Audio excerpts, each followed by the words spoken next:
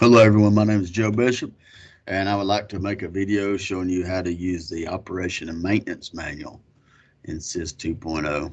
So most machines already have a maintenance manual. They're supposed to have a maintenance manual inside the cab of the machine or somewhere on the machine. A lot of times they don't. There's a way to get to it electronically, and it's a very important document. There's a lot of good information inside operation and maintenance manual. Whether you're a technician, a customer, or even a parts analyst, we can all benefit from knowing about the operation and maintenance manual. So what I want to do is share my screen with you, and we'll get SIS 2.0 pulled up here. I'll just go in with a prefix. Uh, ASP, what's the skid steer? And I'll come over here to first tab that's tabbed up is parts, repair. I'm going to go to repair. I'm going to go actually to service. These are different documents. Okay. So in the different documents, we have the operation and maintenance manual. Get it pulled up here. And it's expandable. So if I click it, it branches down. And we've got 256, 262, 272 skid steer loaders, multi-terrain loaders, but we're dealing with a 299 up here, right? So a 299 C series compact track loaders European roading manual. Well, what is this one? Well, 279, 289, and 299 compact track loaders. That's the one I'm going to pick because this one here says compact track loaders European roading manual. So we're in the good old United States, so I'm going to pick this one here. This part of the operation and maintenance manual, as it expanded down, is AccuGrade. So just imagine if you go buy a brand new Chevrolet truck, in your glove box, you're going to have an operation manual, and you're also going to have a maintenance manual, and you're also going to have a different manual. Usually you'll have a little brochure, a little manual about the tires and about the warranty. So it's kind of built like this. So this is a feature your machine may or may not have. So, but it would be information on how to operate the AccuGrade. And then we've got a little section there on cat filter recommendations, fluid recommendations, cold weather recommendations for all cat machines, product identification numbers, location guide. And this one here has a snow push work tool supplement manual. And this European Union physical agents, not concerned with that, and ultrasonic wear indicators. So more than likely what you would use the most of would be this one, the one that's actually covering the machine. Unless you did have AccuGrade, you needed to learn something about this. Also, though, when I expanded this, not only did I get the operation manual for the machine, I also got this one right here, is product identification numbers, location guide. I've used this a pretty good bit. I just want to demonstrate to you. Product information section, uh, types of labels, general information, types of identifications. So we got your product identification numbers, model numbers, serial numbers, types of labels. All right. And then see where they go to, skid steer. And it's showing you where the PIN plate is located. Okay. Where the serial number of the engine is located for a skid steer.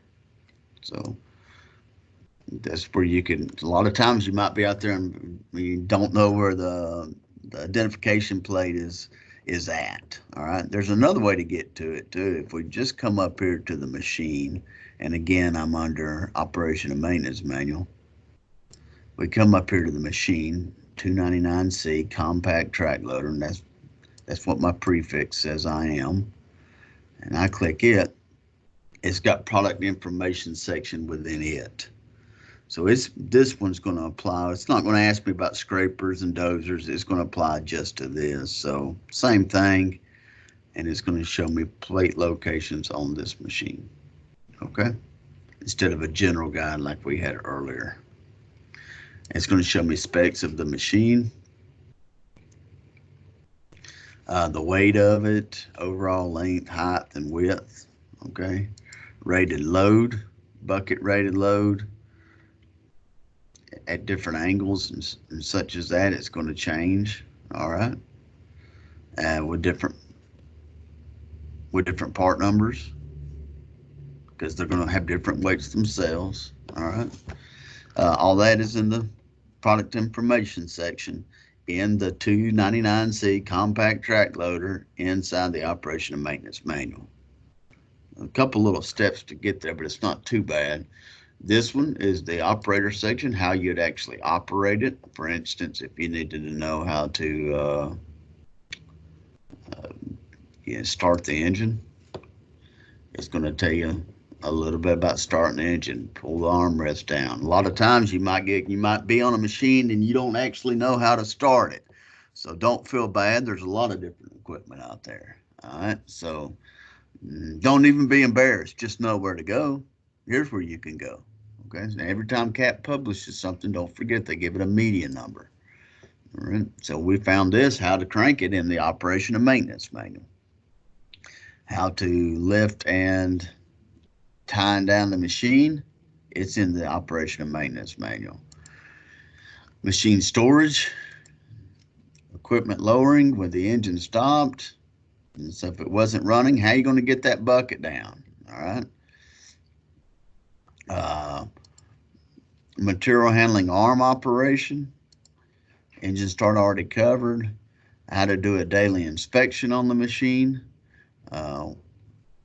and how to get on and off the machine. So all that's in the operating as you were, operations section.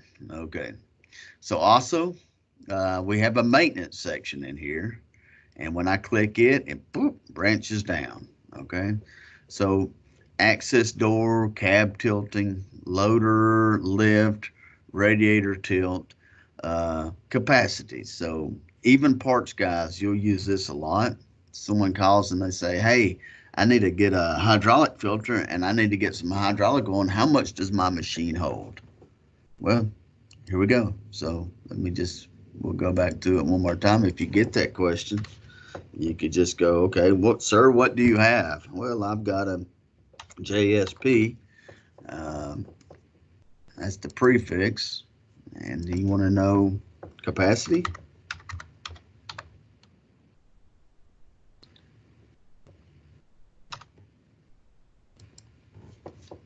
When I click that, it's looking for the word capacity, and not on all these parts and articles and publications. Okay, so guess where it found it? Operation and maintenance manual.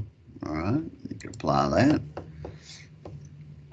Capacities refill, found it in the operator's manual, and boom, I'm right back there. And that's a quick way of doing it. Okay, so it's going to tell you engine crankcase,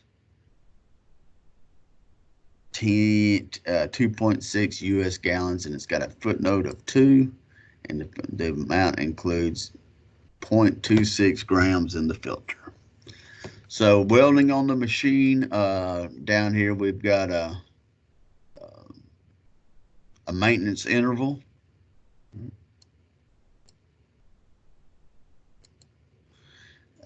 This is very important as well. It's going to tell you when everything is required. So if you need to know, hey, what do I do every day? Here it is. Okay. What do I do at the initial 200? When it first gets 250 hours, I need to change my final drive oil. And then every 250 hours, not after the initial, every 250 hours, I'm going to check my final drive. Every 250 service hours or monthly, I'm going to check and adjust my belts. Then every 500 hours, I'm going to do this, this, and this. All right. Every 500 service hours or 6 months, this and this. Every 500 service hours or 1 year, this and this. All right. So that's how you can look and see when things are due. You can use your operation and maintenance manual. Let's pull up engine oil level check. It's going to give you procedures on different things. All right. So don't forget, if you can't find something that you're looking for over here, how to drain the radiators, and you don't know where to go, don't forget, you can always, guys, Control F. Okay.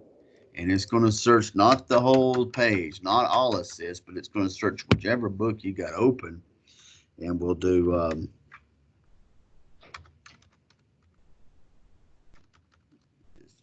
your search is generic drain. Let's see if anything comes up. Crankcase drain, engine oil drain, drain, drain, drain, drain. Go radiator.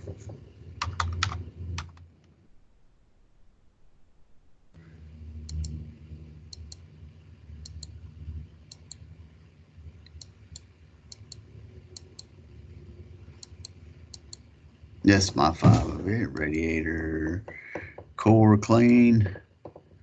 Nothing in here. Might be, you might have to go to disassembly and assembly for that. It's not giving us how to drain the coolant in there. It's just something I was using. So a lot of good information is found in your operation and maintenance section, right? Let's just try one more since the radiator drain didn't really work out. Let's try a seat. It says it found 2, so over here it's going to seat belt. Okay. Seat belt replace, seat belt inspect, and then whatever you want to search. Don't forget, instead of running over here and looking, you can always use Control F, get this box to come up. Let's do track. What does it say about my tracks? This is a 299, so it's a compact track loader. Boom, boom, boom. Track inspect. Okay, track inspect. Periodic adjustment of the track is necessary. It's going to tell you how to do that. Okay, and it is finding all of this inside the operation and maintenance manual.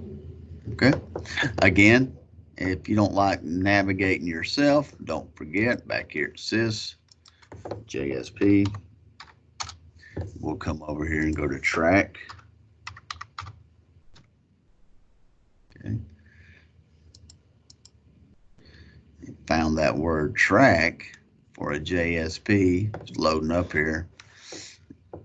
It found it in, these are parts, but it also found it in operation and maintenance manual. Okay. Oh, I didn't do a prefix, so let's narrow it down a little bit. JSP track. Okay, it found it in operation and maintenance manual 35 times. Apply that manual. Now I'm only looking at operation and maintenance. Okay, it says track, inspect, and adjust. A little bit quicker that way. So you choose your Venom. You can navigate yourself, back from the home page, or I could just go JSP. I know that track adjustment is in the service and the operation and maintenance manual, so I could go there myself, or I could, simply just go up here in the keyword and put track.